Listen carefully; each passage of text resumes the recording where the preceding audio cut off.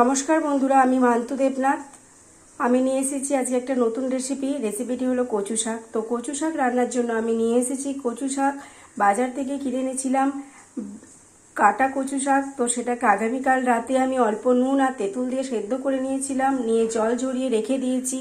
আর যেহেতু আমি এটা ইলিশ মাছের মাথা দিয়ে করব, তাই আমি সঙ্গে নিয়েছি ইলিশ মাছের মাথা, একটু নারকেল কোড়া, একটু কাঁচা লঙ্কা, একটু সর্ষে পোস্ত বাটা, সামান্য একটু নুন, হলুদ, চিনি, লঙ্কা গুঁড়ো, তেল আর নিয়েছি কালো জিরে। চলো দেখা যাক আমি কীভাবে এই কচু শাক রান্না করি।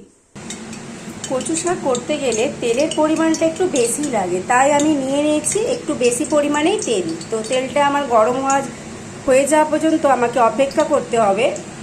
দেখো আমার তেলটা গরম হয়ে গেছে, এর মধ্যে আমি দিয়ে দিয়েছি কালো জিরে। এরপর আমি তেলটার মধ্যে দিয়ে দিলাম ইলিশ মাছের মাথাটা। ইলিশ মাছের মাথাটাকে আমি হালকা করে ভেজে নেব, নিয়ে আমি এর মধ্যে দিয়ে দেবো কচু শাকটা, সেদ্ধ করা কচু শাকটা দিয়ে দেবো। দেখো আমি দিয়ে দিয়েছি কচু শাকটা। এরপর আমি 5-10 মিনিট কচু শাকটাকে আমি ভালো করে নাড়াচাড়া করে ভেজে নেব। 5-10 মিনিট ধরে আমি গ্যাসটা লো ফ্লেমে রেখে আমি এটাকে ঢেকে রেখে দিয়েছিলাম, দিয়ে এটাকে ভালো করে একটু নাড়াচাড়া করে নিলাম। তো এরপর আমি এর মধ্যে দিলাম পরিমাণ মতো নুন,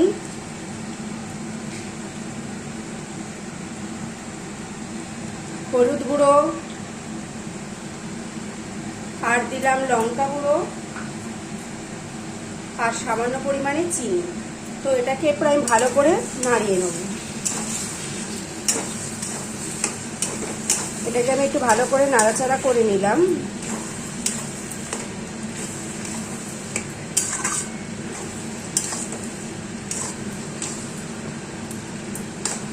তো এরপর এর মধ্যে আমি সর্ষে পোস্ত বাটাটা দিয়ে দিলাম।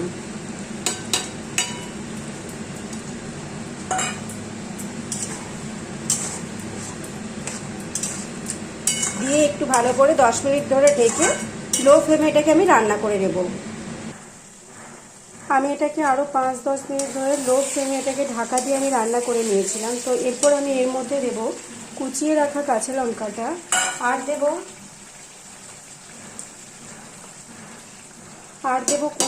নারকেল কোড়াটা। তো নারকেল কোড়াটা আমি পুরোটাই দিয়ে দিলাম এর মধ্যে। দিয়ে এরপর আমি এটাকে ভালো করে নাড়াচাড়া করব, আরও 5-10 মিনিট ধরে এটাকে ঢেকে রেখে লো ফ্লেমে রান্না করব।